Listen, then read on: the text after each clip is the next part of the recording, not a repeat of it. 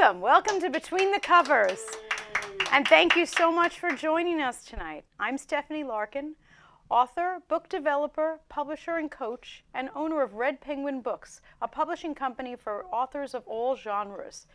Whether you have a manuscript all ready to go or a book that's been kind of fighting its way out of you for a decade now, unleash your inner author. And please visit redpenguinbooks.com and we'll get that book out and onto the pages.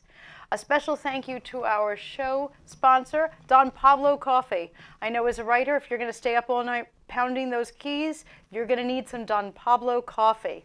Each grain is, or each bean is individually selected, so every single cup is a gourmet cup of coffee. Don Pablo Coffee. We're so thrilled to have today a very special guest. I think it was a 10-hour flight to get him here, and he didn't cheat and use Skype. So please welcome my very, very special guest, author, international lawyer, and person extraordinaire, Alberto Zuppi.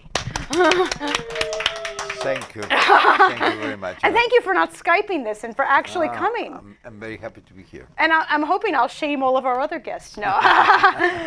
We've had guests from California and Florida. You're the furthest. The first international one. Well, we had somebody from England. Okay. But you're further. Now that we were talking about the plane flight, you are further than that. Argentina. Argentina, 10 hours? 10 hours. 10 hours, and he's not on Skype. He's actually here. So thrilled you made it. Well, the first thing, I don't know how often you're going to be in the States, but I wanted to give Alberto a Between the Covers membership card for our online book club. Please go to betweenthecoverstv.com and you can sign up. All of our authors who are on, their books are here. You can borrow them. You could join us on the set on Wednesday evenings for a glass of wine or sign up for our newsletter. So here is your official library card. Thank you. You could borrow anything. Good. Well, you can't borrow your own book. I mean, you could, but I don't think you want to. I think you know your own book by heart already. Probably. But besides being an author or international lawyer, we're going to get to all that stuff. You are also a reader. Yes, What do I you love like to to read. As a matter of fact, it's part of my problem. I'm not looking today where I'm moving, but if the place where I'm going to be is big enough in order to contain all the books. Yeah, some of us never move because we don't want to have to pack all those books. Yeah, exactly. That was, you know. So are the books since you were a little boy? Yeah, always. Always collecting books, always. Doesn't matter which play I was, and always I was trying to read in the original language. That's something that I always care a lot. Okay, I am so jealous. How many languages do you speak? 6. You can read in 6 languages? Yeah. English? English, Spanish, certainly, German, Italian, Portuguese, and French. Yeah. I am so jealous But right I'm old. now. You're not old. That's the point. I'm old. You're not old. And I'm sure that you've been doing those 6 languages since you were young. No, that was. Oh, you didn't learn one of them last week. Cost a lot of effort, believe me. Yes, for instance, I began learning German, and German is today, in my opinion, my first language. Is when I was 30 years old.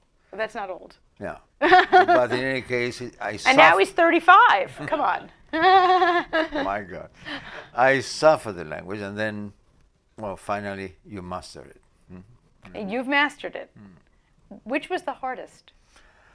In my opinion, English is the most difficult language in the world. No, I have no doubt about that. You're right. I mean, if you just think the letter I and how many different pronunciations you have, and then German in that way is absolutely perfect. They have no exceptions. Always is always the same. You pronounce always in the same way. Then that kind of explains a lot about Americans and Germans, doesn't perhaps. it? Germans, no exceptions, No always the same. exceptions, yeah. Americans, there's a million ways to do that I. Well, yeah, Dr. Johnson probably. Yeah, I think that alone says everything that we need to know about the Exactly. cultures. And Spanish, there's a lot of Well, exceptions. Spanish is very difficult for a foreigner. And they just changed all the rules, too. Well, I mean, relating, accents and things like that. Right. But Spanish, they have not so many exceptions as English. Okay. And it's difficult to pronounce for a Right. foreigner. And that's something that certainly costs a lot you will always recognize a German speaking Spanish. I mean, there is no way to avoid. I can't imagine a German speaking Spanish. Oh yes. Oh, yes. That's kind of funny even to think Yes, about. yes. Do you have you read in the original language? Yeah. Which, so you get to read what the author really wrote. Yeah. Which is just This is amazing. important. It Yeah. is important. I mean, but none of us have that. Us mere mortals don't have that benefit. We read the translator. Well, there are very good translations too. I mean, there are, but the original is the original. I recall when I was young, I was really in love with one author, and that was Hermann Hesse. And then I recall that I read at least 23 or 24 different translations of just one book. And then the first book that I read in German was that book in German. And was it anything like the translation? Oh, that was nothing like the original. Yeah. In this very moment, I'm reading another German author. It's a very good one, Patrick Süskind. And he wrote a small book, The Story of Mr. Summer. That will be the translation. And I love, I mean, to be involved in the original words. And, Wow. and that's something interesting. That's something I'll never get to do. Oh, well, yeah. I mean, unless I really study. Oh yes, because you don't need to. But I was working all around the world. I mean, I worked 6 years in Germany, 2 years in Switzerland. Then you need to learn the Yes. language, and I was working with that. Right. That's the difference. Yeah. But how nice to be able to read in the original. So what are you reading right now? English, German, Spanish, Portuguese? I'm reading German. Okay. And I mean, as a print book, and in Kindle, I'm reading English. Okay, Yeah. and law books, fiction, nonfiction. Fiction, I'm thrillers. Oh, thrillers. Oh yes, I love that. I love that. Well, you wrote your own thriller here, come which on. we're going to talk about. And certainly I'm reading law also. This 'Cause is I know you something love the law. I can avoid to read something related with my subject. Right. Yeah. Nuremberg or that kind of stuff. It's not nearly as good as your stuff, though. No.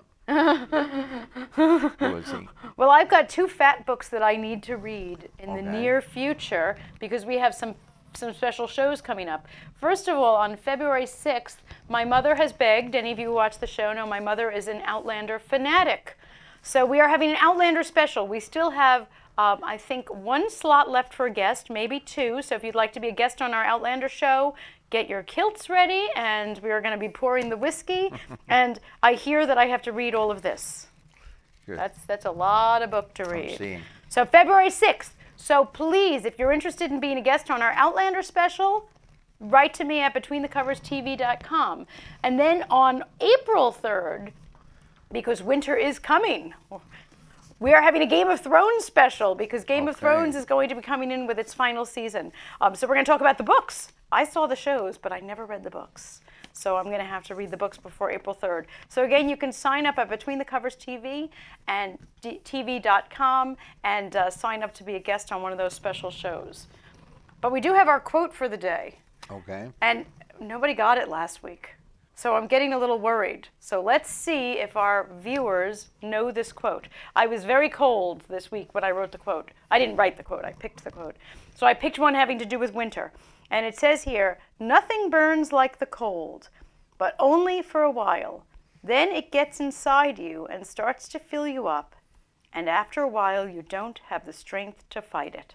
Is that quote from Lord of the Rings by J.R.R. Tolkien, A Game of Thrones by George R.R. Martin, Harry Potter by J.K. Rowling, or Storm of the Century by Stephen King? You have a 25% chance of getting it right, folks. So give a call at 516-945-9099. We're going to take a short commercial break, but you can also use that number to call if you have any questions for our guest here. But we'll be back in just a minute. Me llaman Dan Pablo y hace más de 20 años me enamoré de una colombiana.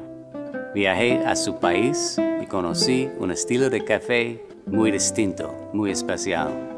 Ahora tostamos cafés excelentes, con alturas y microclimas diferentes, resultado en una taza muy compleja y muy rica, un sabor nuevo en el mundo. Fue un éxito. And I even got to keep the girl.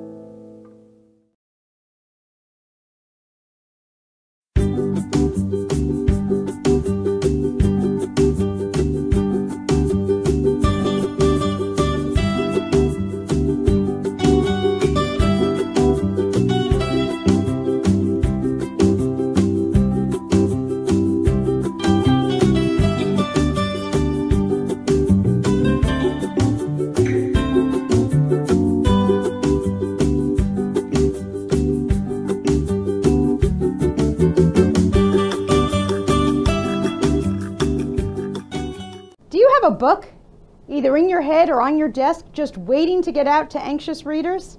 Hi, I'm Stephanie Larkin, author, book developer, and head penguin at Red Penguin Books. We're a publishing company specializing in books of all genres and publishing in all formats, including digital, audible, and print books. From business books to romance, memoirs to mysteries, our authors have complete control over their books from start to print. We'll help get your book to booksellers all around. Major booksellers such as Amazon, Apple, Kobo, Walmart, even libraries and bookstores around the world. We believe in our authors. So call or email today to get your free publisher's packet to get started. Just visit us at redpenguinbooks.com and get your book out there and into the hands of your readers. At Red Penguin Books, you call all the shots. So call us today and turn your dreams into a reality. May I? Welcome back to Between the Covers. So thrilled to have you. And so thrilled to have our special guest, Alberto Zuppi. Now, I gave you just a smidgen of what he does, and he'll be so embarrassed if I go through the whole litany. But among his claims to fame, if we'll put it that way, that knock my socks off, are extraditing Nazi war criminals from, the back jungles of Argentina. That's like a movie. And also, besides that, was also the Secretary of Justice for Argentina. So I get fame right here on the couch with me. Did I swell your head enough? I mean, I'm old. You keep saying that. You need to stop. Well, this is the only explanation. You need to stop with the old. But first, we're going to talk a little bit about Amia, which is a very important book. And I felt terrible because when you first approached me about publishing this book, I knew nothing. And I just feel like that terrible American who has no idea what goes on in the world. Back in 1994, the worst terrorist act to ever occur in Argentina was the bombing of this building, which was the largest Jewish philanthropic association. And hundreds and hundreds of people injured, 85 people killed, horrible, horrible crime. And you were the prosecutor for the victims' families. And thankfully wrote this book about it, which taught me and will teach all of you. It's available on Amazon because it's horrible what happened. So tell us a little bit about this and what's gone on since, because we even had to come out with an extended edition. It keeps going. Yeah. Well, Amia was a story. I mean, as you mentioned, was a terrorist attack, a terrible one, and. Well, a group of families and relatives of the victim contact me, and I act as private prosecutor. This is an institution that we have in the Argentine judicial system that allows you to go exactly as a prosecutor with the same rights and duties, but as a private one. And then we discovered that was a cover-up. I mean, that something happened every time that we were trying to get some information, or we inquire something, then we stopped with a judge who didn't want to investigate nothing at all. Right. Then after, well, a long story, I mean, we were fighting with this judge, trying to show him what was absolutely clear and evident. Right. And then we decided to go internationally, and we initiated a claim against Argentina in the Inter-American Court of Human Rights. And I recall very well when we finished this, we were working together with another group of human rights lawyers in Argentina, and I recall one of them saying, listen, we have a very workable claim, but don't think that we were going to win. Right, right. And as a matter of fact, we were not looking about winning, we were just trying to obtain an international scandal in order to move, something in Argentina.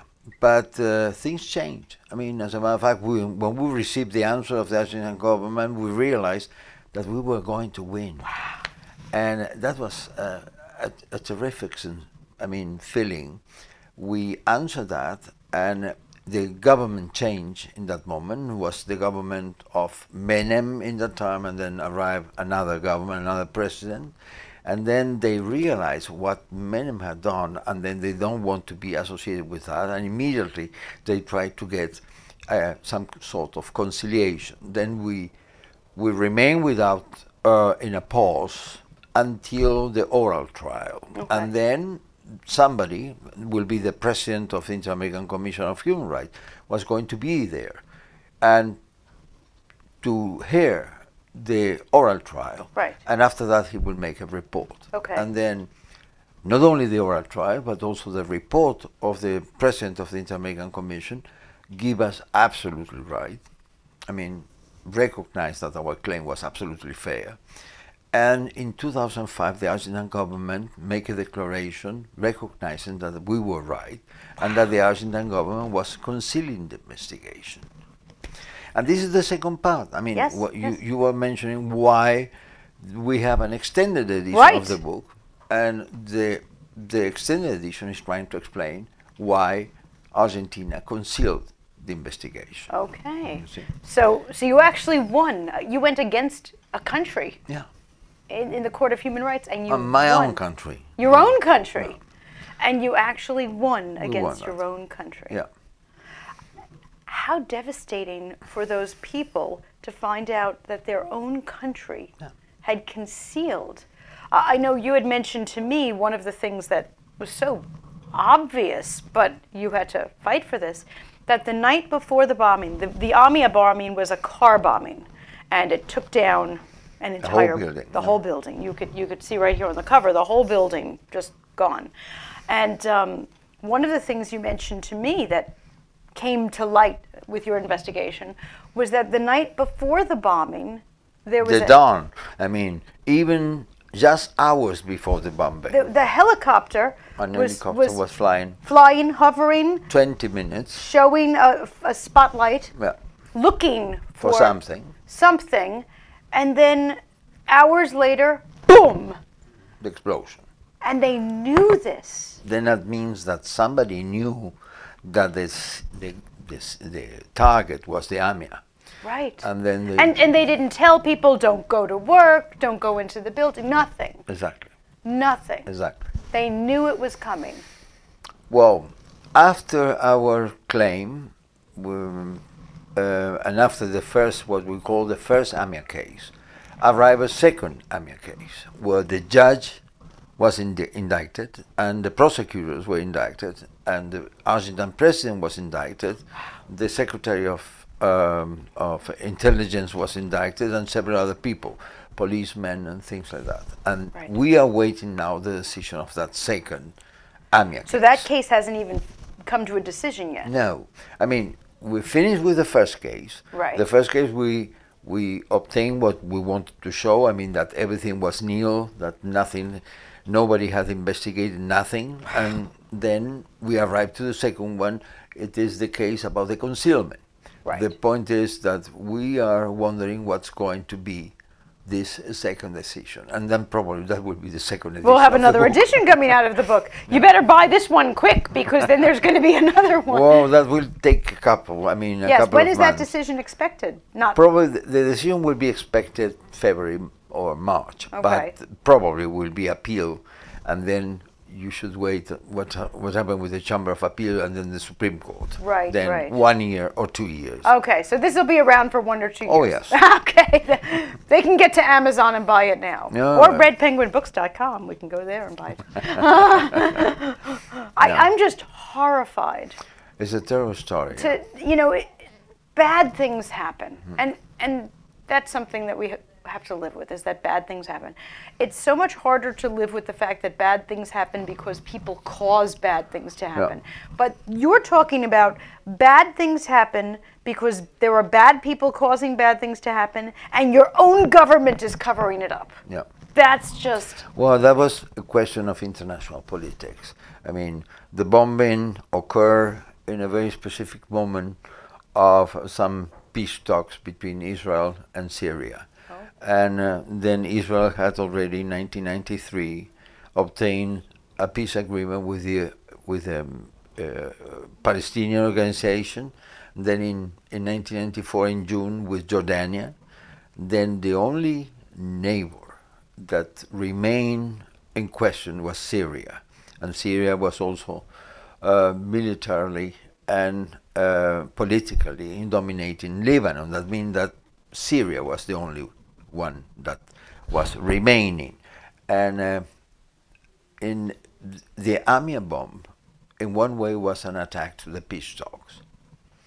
Then the concealment has to do with that. And it is terrible to see AMIA as a collateral damage. Yes, collateral damage. You have a whole chapter called that, and that but just that's it the just truth. broke my heart. Yeah. That Yeah. people, regular people going to work, are considered collateral damage. Yeah. Yeah. But in any case, I mean, this is the story of a fight during several years alone, and after 2000 with a colleague who passed away a couple of years ago. But in any case, we had a fantastic fight for this, and every time, you know, presenting requests to the judges and asking for measures and trying to investigate things, then it was a story. Yeah, and this is the story of the book. Yes, Yeah. yes, it is a story. It's a story that, like I mentioned before, we don't know, and that we need to know. Yeah. They say those who do not know history are doomed to repeat it. Oh yeah. And it is so important for us to know. Most of our viewers are worldwide, but you know, I know as an American, we don't know what goes on in the world. And to know about the cover-up and the collateral damage and all of the evidence pointing to this, it's eye-opening. And then probably you have heard, because I've read that in American newspaper, about the prosecutor that was killed, Niesman. Niesman, yes. He was prosecutor in the AMIA case, and he decided to make an indictment against the Argentine president at that time, and that was on Friday. Then on Monday, he appeared killed in his own apartment. You know, somebody had asked me when they knew that I was publishing the book, and I said that you were the prosecutor, and they said, wasn't the prosecutor killed? Yeah. And I said, well, thankfully, my Prosecutor, no. my prosecutor was not killed. And I thank God for that every day, that you're Well, here. He was the official prosecutor, Yes. and I was acting as a private prosecutor. And you were a private prosecutor. Well, I'm just thankful that you're here, because people have asked me that question, and I said, no, I have the other prosecutor. Yeah. We're going to take a short break, but certainly, if you are in my boat and you had no idea what goes on, please read AMIA, An Ongoing Crime, available at redpenguinbooks.com or at Amazon. Thanks so much, and we'll take a break and be right back.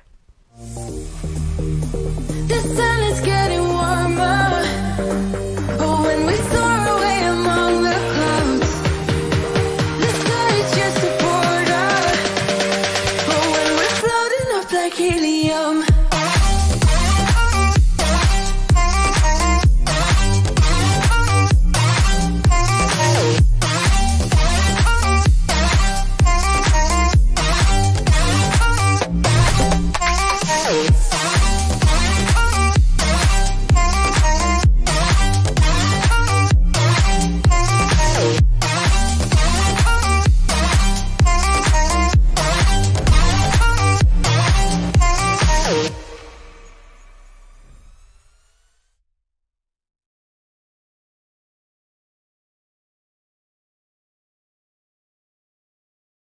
Do you have a book, either in your head or on your desk, just waiting to get out to anxious readers?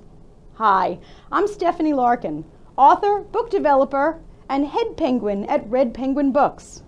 We're a publishing company specializing in books of all genres and publishing in all formats, including digital, audible, and print books. From business books to romance, memoirs to mysteries, our authors have complete control over their books from start to print. We'll help get your book to booksellers all around. Major booksellers such as Amazon, Apple, Kobo, Walmart, even libraries and bookstores around the world. We believe in our authors. So call or email today to get your free publisher's packet to get started. Just visit us at redpenguinbooks.com and get your book out there and into the hands of your readers. At Red Penguin Books, you call all the shots. So call us today and turn your dreams into a reality.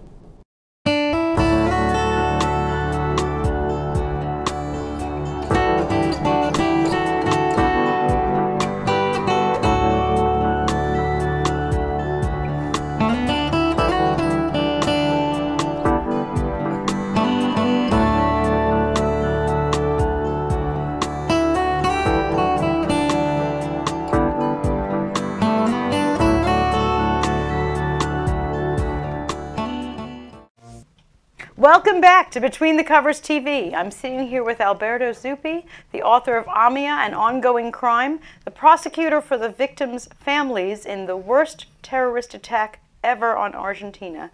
He's also an internationally renowned lawyer and worked diligently in extraditing Nazi war criminals from Argentina. Which brings us to our next book, because he just seems to write and write and write. He's just putting the finishing touches on a 3-volume set on the Nuremberg trials, which are those infamous trials that happened after World War II of all of the Nazi horrible people. What do we call those Nazi horrible people? I mean, that was the 12 trials that the Argentine International Military Tribunals decided to prepare and go on after the major case against Goering and the big people from the Nazi parties. Those 12 trials are, in my opinion, and well, it is not only mine, I mean, I would say in legal opinions, are much important than the Nuremberg trial, the first one, because not only because several things were discussed, but also those trials give the chance to offer you a whole spectrum of what was the Nazi apparatus. You know? Horrible. And then those trials are one concerning the doctor's trial, oh, yes, another yes. one the judges and lawyers. Then we have 3 cases relating industrialists, then 3 cases related to the SS, and then 3 cases related to the army. But they are very strong. They are cases engaged with the Second World War, but also with, I mean, some cases are beyond your imagination. I mean, they are the best example of what was the Shoah, you know, the Holocaust, in a way that I never imagined before. I don't know how you wrote these books. I don't know if we had a slide up with the covers of the books. It's 3 volumes. Each one is, 800 pages long. And looking at these books and the amount of research that went into them, and I know you listened to audio tapes and did transcriptions of the trials, and I don't know how you wrote those 3 books without becoming so incredibly depressed. Yeah. Because every page, on the one hand, these are such critically important books to have written and for us to read, because again, those who do not know what went on, and so many of us are so ignorant about what went on, but the horror in reading, when you're reading about the Nuremberg trials, as you wrote them, you are recounting the Holocaust in detail by detail. Yeah. And let's make perhaps an explanation. The books are written in Spanish. yes, And you had told me this is the first time they this were is the written. first time that will be something like this in Spanish. What a gift for you to give to people. I mean, Spanish is a huge language. Yeah. This is If you want to read something about these 12 trials, then the best books are in English. And even in English, there is not a book like this one, because I tried to translate not only the major interrogatories and the verdicts and the allegation of defense and prosecution, but also try to comment and translate some documents. Yes, you the did. Wannsee conference documents, the Einsatzgruppen, I mean, those groups that they kill more than 1 million people. Oh, God. And they're an incredible material. And as you said, to write this was a kind of travel to hell. I can't imagine. And be sure that several nights, writing, I was not only depressed, I wanted to stop, and I don't wanted to continue with the work. But, something strange happened in the book. From time to time, you hear that in a ghetto in Warsaw they killed 256,000 people. But then from time to time appeared just one name of one victim, because they make an explanation about a specific case, or in the judge cases they mention one person that was convicted very unjustly, but in any case Right. one person. And those people, I mean, those small names that perhaps they are different from the millions, because if you can imagine something like 1 million people, You're right. It doesn't know? even sound real. it is impossible to think in something like that. And then when you have one name, it seems that everything looks real and everything happened. It was a terrible experience, but a necessary one. It was. And I think that this is the most important work that I have done. I think you're right. I think you are so right that this is the most important work that you've done. And I'm very happy to bring this to the Spanish-speaking people, a compilation of all these 12 trials. And Right. there is a lot of expectancies in the Spanish legal good. world about this. I'm thrilled that you brought it in Spanish, because just like you mentioned earlier about reading texts in the original language. Yeah. And, to think that every Spanish-speaking historian and lawyer had to read about something in a language which was not their comfort language, Yeah. or they had to read a translation. Yeah. And they're losing so much. And what a gift. This must have taken years. These are, how many words are in these books? I mean, hundreds of thousands of words, just crazy number. But what a gift, because Spanish is it the second or the third most spoken language in the world? Yeah. We're talking about millions of people who have not had access to this major event in our history of the world. Yeah. And now they will be able to read firsthand what actually I hope happened. so. I hope so, really. It's huge. I hope so. It is a major work. Took several years to complete. Sure. And as I mentioned, I mean, sometimes I never thought I was going to finish, but it was done. And the result is, I'm very, very satisfied with the result. And I know that they have a lot of expectations, because for time to time I'm asked to talk about one of the trials. Right. And I have already published in separate journals and such. in journals comments about the one or the other trial. And then my whole life was in one way engaged with these trials. I have been Robert and Pamela Martin Professor of Law in Louisiana State University, and my university was the Paul M. Abert Law Center. And Paul M. Abert was one of the judges of these tribunals, and he judged the case number 6. And during my time as professor in Louisiana, I have already written an article about this and working with his own papers, and was already a very nice and important Right. story. And then I was engaged already with that. No? Right. Wow. Such work. Such work. We'll be right back after just a word from our sponsor.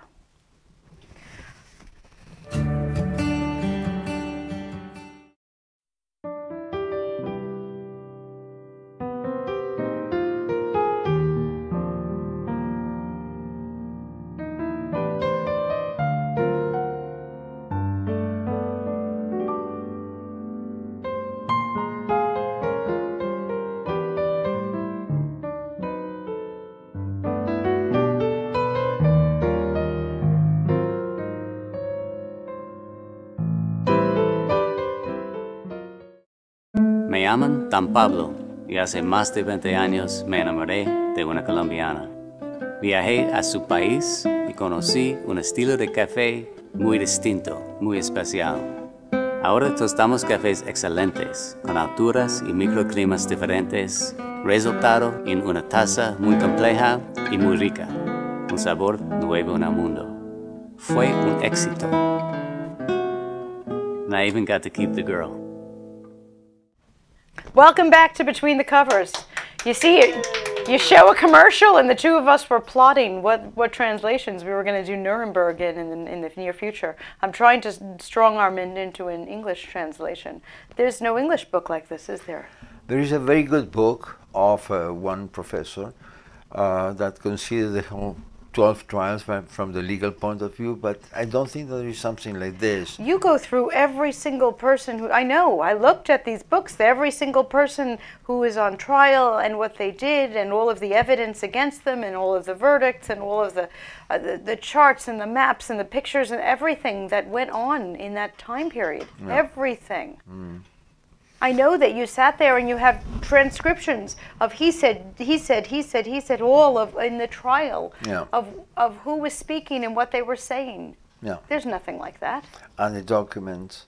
I mean, and the good thing is that because my German, then I could hear the original Yes. speeches and then translated in Spanish, because the English translation, they are not so good. No. Yeah. And these trials were the most, so important as far as international trials. I can't think of another. Well, as a matter of fact, today we have an international criminal tribunal Right. in The Hague, and if you are reading international jurisprudence concerning criminal law, they are quoting those trials, Yes. these 12 trials that we are talking in these books.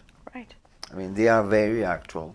They offer, I would say, the origin of international criminal law as we know that today. Right. So whether you are a law student or someone interested in history, or any of us, because quite frankly, we all should know. I feel so much more informed having read these books. No, I'm not a lawyer. But as a human being, I should know what went on because it's important. Just like Amia, it's important that we as members of the human community know what's going on in the world, what has gone on, because if we don't know what has gone on, it's going to go on again. No, it's painful, but It you're is right. painful. No. It was horrible to read. I think the worst for me to read, the part about the medical testing.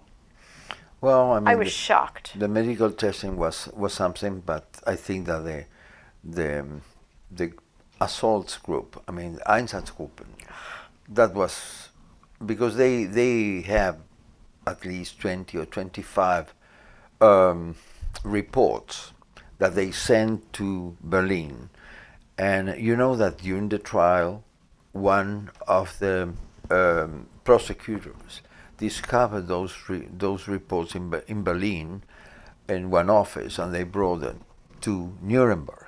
And then in those reports, they are telling what each group had done and how many people killed in one day or in 1 week. And the result is incredible. They killed more than 1 million people. That was something. I mean, that was a terrible case. I mean, something that really, and perhaps the most incredible thing is that how the laxitude of the American government concerning the verdicts, because in 1956 everybody was free. You're right. When I was reading the book, and everything is so horrible, Yeah. and then the verdict, and then they were released in 5 Yeah. years. That's incredible. I mean, especially, for instance, I have been engaged, as you mentioned, with the extradition of two Nazis from Argentina. One of them was a very dangerous guy who was the director of 3 concentration camps. I mean, something that really deserved the worst punishment. But the other one was very well known. I mean, Erich Priebke, who was engaged in the massacre, what we call the Atenas forces massacre in Rome. There is even a film with Richard Burton and Marcello Mastroianni. We know it must be important if Richard Burton's in the movie, yeah. And well, Priebke, if you compare, for instance, Priebke with these people, Priebke, certainly he committed a crime, but not in the measure of the Einsatzgruppe. Right, right. And you can see that people that belong to the Einsatzgruppe, they were not even prosecuted. We are talking about 1,000 persons, 1,000 people, right. and there were just only 23 prosecuted. 6 of them they were condemned to death, but the rest, life in released. prison. But in 1956 they were already free. Oh, That was a problem of the Cold War. America wished to have, Germany in another situation and to be prepared in order to have a conflict with the URSS. and that's why the sentences were so short? Yes, certainly. That was the explanation. In 1948, they was very near to the Third World War. I mean, the Russian tanks were in Berlin and, problems began. That was also the reason about finishing the trials. Yeah. Unbelievable. Yeah. Absolutely eye-opening. Alberto Suppi, available on Amazon, available at Red Penguin Books. Read and learn something. We all need to learn something. We're talking so much, you and I, about the books, but about our countries in general and very different views about things.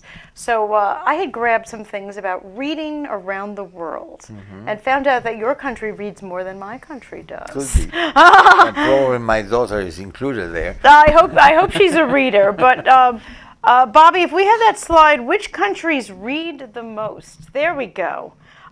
This was ranked by like how many hours, and Argentina was 5.9.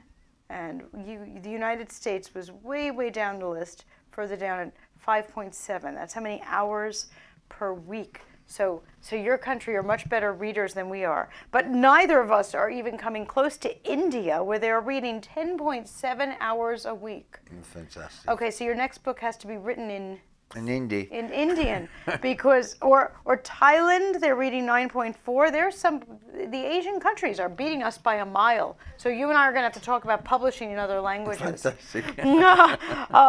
Way down there also was, unfortunately, that they're playing video games for twice as much time as they're reading. Probably. Probably that's the explanation. Exactly. Here's one chart that I had pulled up for all of the reading around the world. And India is winning by a mile. India, Thailand, China, and the Philippines. So now I know if I visit those countries, they won't even talk to me because they're busy with a book. But, as people who are trying to get books out there, that needs to be something that we need to think about.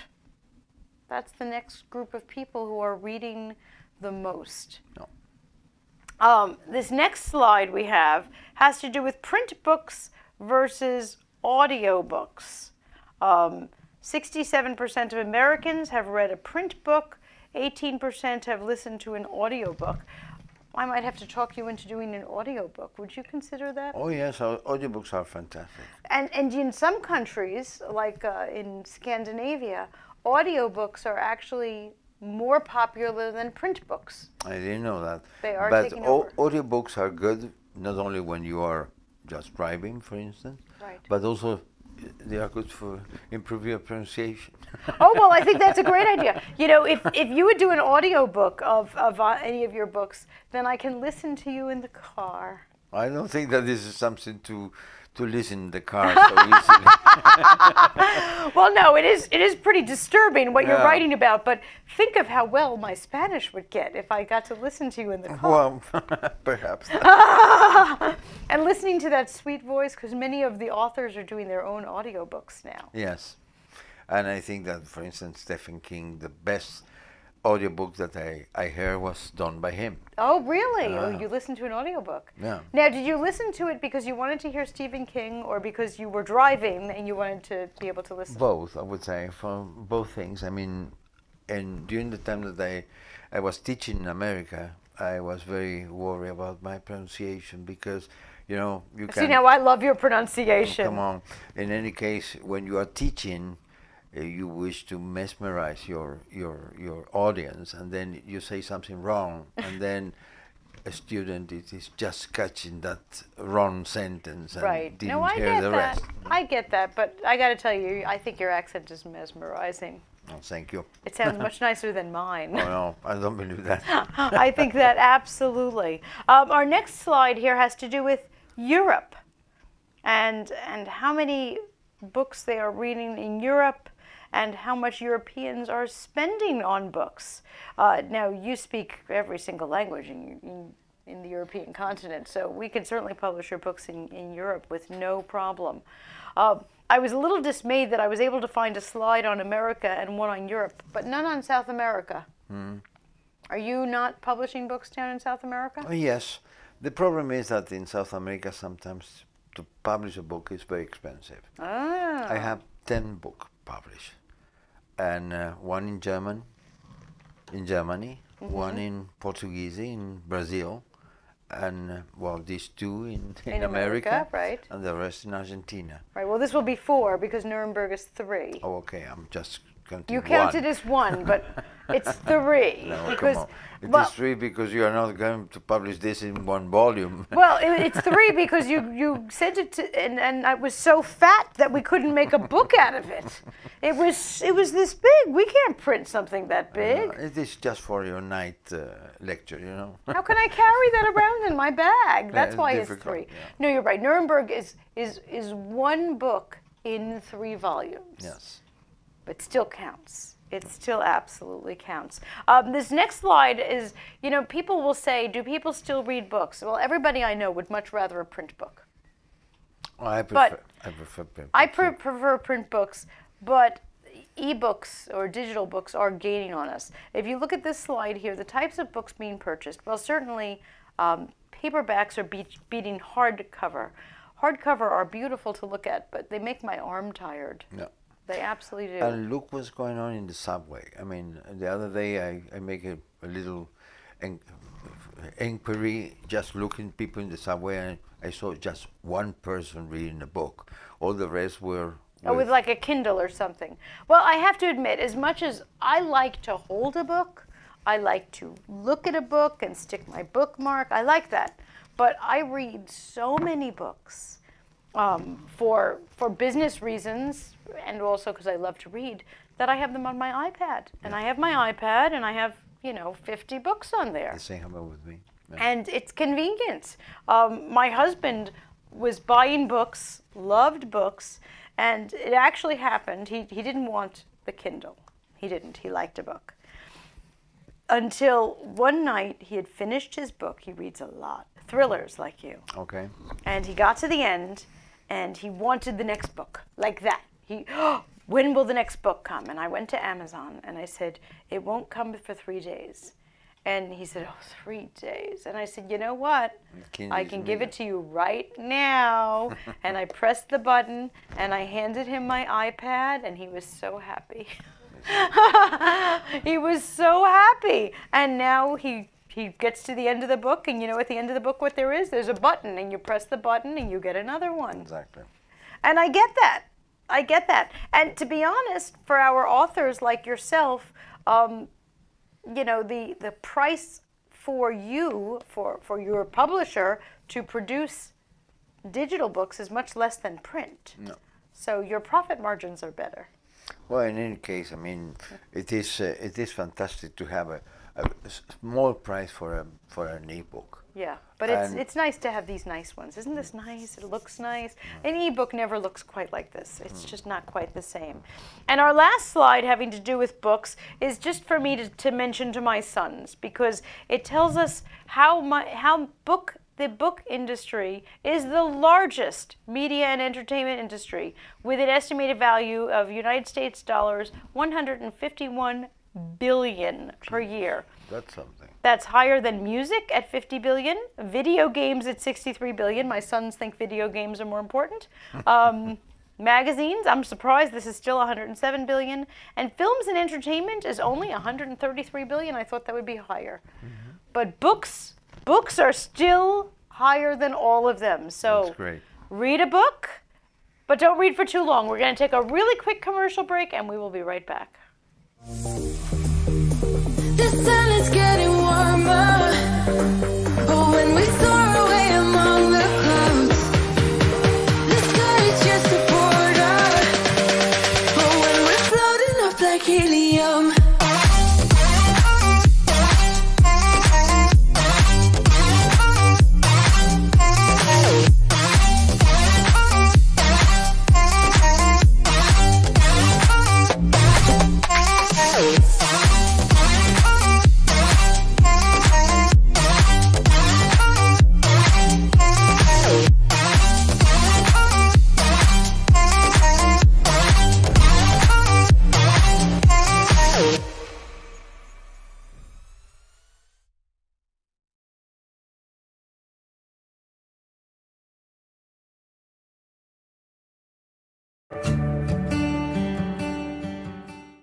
Me llaman Dan Pablo y hace más de 20 años me enamoré de una colombiana.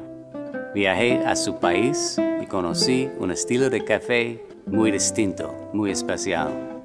Ahora tostamos cafés excelentes, con alturas y microclimas diferentes, resultado en una taza muy compleja y muy rica, un sabor nuevo en el mundo. Fue un éxito.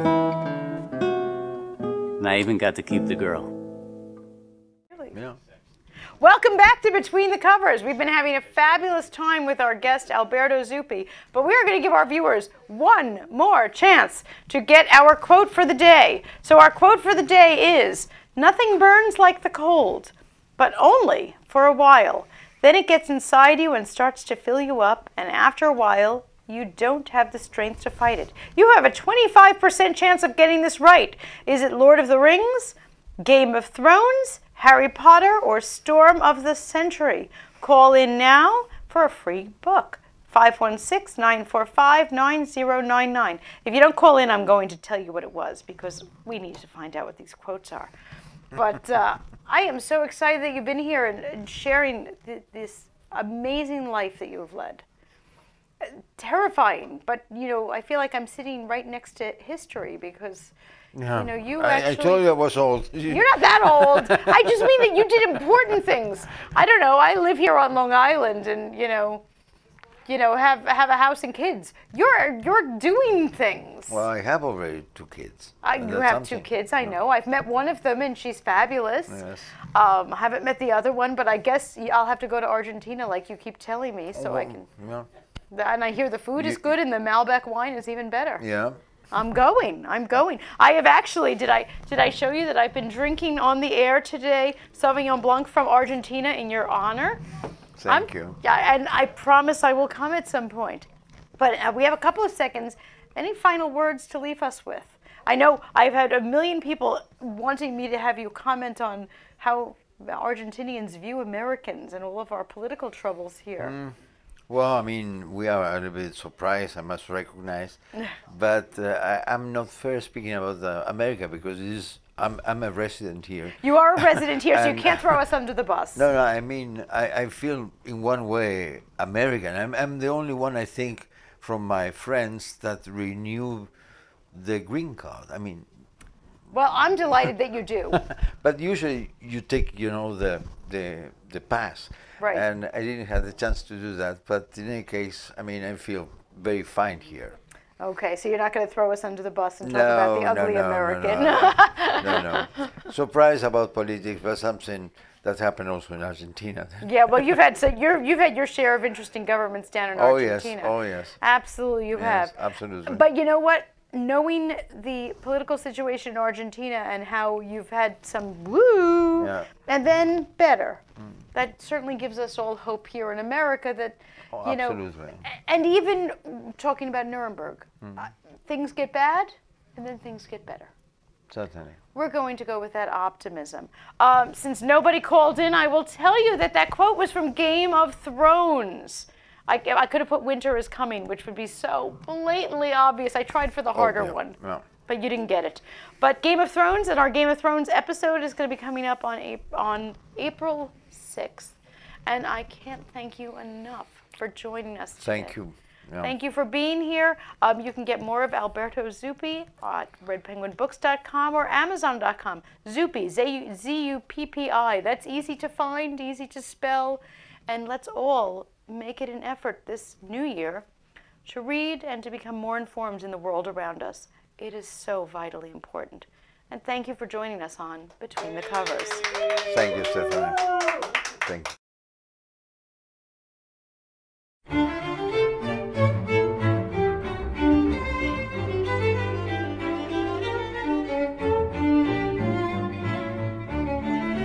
Thank you.